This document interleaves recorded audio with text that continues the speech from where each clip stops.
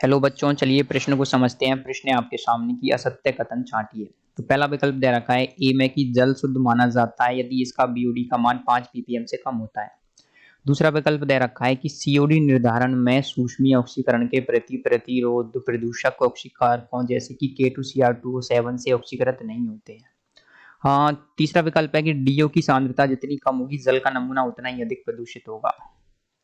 चौथा विकल्प है कि पेयजल में लेड की सहनीय सीमा 50 ppm होती है। तो आपको बताना है दिए गए चारों विकल्पों में से असत्य कथन कौन सा है। तो दिए गए प्रश्न की जो मुख्य अवधारणा है वो ये है कि अगर आप असत्य कथन छांट पाएंगे तो आप इस प्रश्न को हल कर पाएंगे। तो आपको यहाँ पर क्या करना है, असत्य कथन छांटना है। तो आपको क्या करना है, गलत कथन छांटना है। गलत कथन होगा वही हमारा उत्तर होगा। तो सबसे पहले आप देखेंगे सबसे पहला कथन क्या दे रखा है आपको। हम तो क्या करेंगे, कथनों को क्रम वाइज चेक करेंगे क्या ये सही है, गलत है या फिर क्या है। तो पहला विकल्प है आपके सामने कि जल शुद्ध माना जाता है यदि इसकी बीओडी का मान 5 ppm से कम होता है। बायोलॉजिकल ऑक्सीजन डिमांड कहा जाता है बीओडी को। जैव रासायनिक ऑक्सीजन की मांग, यदि बीओडी का मान 5 ppm से कम है तो जल शुद्ध होता है। और 5 ppm के बाद जैसे ही आप इसको बढ़ाते जाते हैं तो जल का क्या होता है, प्रदूषित होता जाता है। 17 ppm वाला जल होता है ना, वो बहुत अधिक प्रदूषित माना जाता है।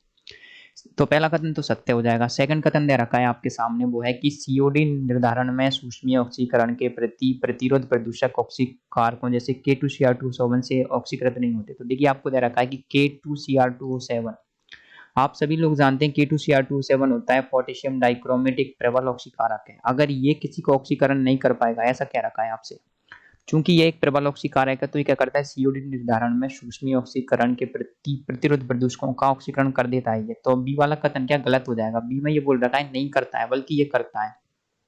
अब सी विकल्प दे रखा है आपको कि डीओ की सांद्रता जितनी कम होगी जल का नमूना उतना ही अधिक प्रदूषित होगा। तो देखिए बीओडी और डीओ अलग अलग चीजें। तो डीओ की सांद्रता जितनी कम होगी तो डिजोल्व, डीओ मतलब होता है डिजोल्विंग ऑक्सीजन, यानी कि घुली हुई ऑक्सीजन की। ऑक्सीजन जितनी जल में कम घुली होगी जल उतना ही अधिक प्रदूषित होगा। ये बात एकदम सही है। अगर जल के अंदर ज्यादा ऑक्सीजन होगी तो जल कम प्रदूषित होगा, कम होगी तो जल ज्यादा प्रदूषित होगा। क्योंकि मछलियां होती हैं वो क्या होती हैं, आप सभी लोग जानते हैं, वो ऑक्सीजन का उपयोग करके जल में जीवित रहती हैं। चौथा विकल्प दे रखा है डी विकल्प की पेयजल में लेड की सैन्य सीमा 50 ppm होती है। तो लेड, पीबी, प्लम्बस 50 ppm तक ही सैन्य होता है।